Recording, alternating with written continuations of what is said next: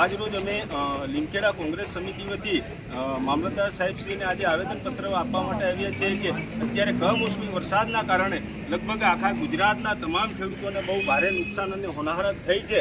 આ બાબતે જે પાક નુકસાન જે થયેલું છે નુકસાન બાબતે સરકાર ખેડૂતોના જે દેવા જે ધિરાણ છે એ ધિરાણ પણ માફ કરવામાં આવે અને સર્વે કરીને યોગ્ય ખેડૂતોને વળતર કરવામાં આવે। અને જો આ વખતે જો ખેડૂતોના દેવા માફ નહીં તો આવનાર 2027માં ભાજપ ગુજરાતમાંથી સાફ થશે। ચોક્કસ અમે આજે આ આપના માધ્યમથી આજે આ સરકારને જાડી ચામડીને બેરી ચામડીની સરકારને અમે આપના માધ્યમથી આ મેસેજ એક સંદેશ અમે મોકલી રહ્યા। શું નામ? વિપુલ કુમાર ડામોર।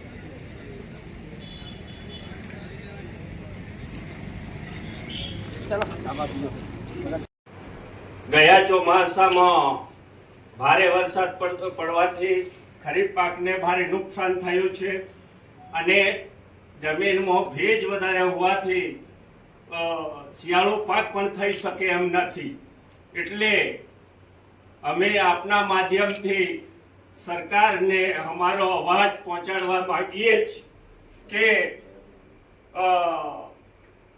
અમારે જે કંઈ ધિરાણ જે કંઈ લેવામાં આવેલું છે એ ધિરાણ માફ થાય અને તાત્કાલિક ધોરણે કોઈ પેકેજ આપીને ખેડૂતોને સહાય કરે એવી અમારી માંગ છે।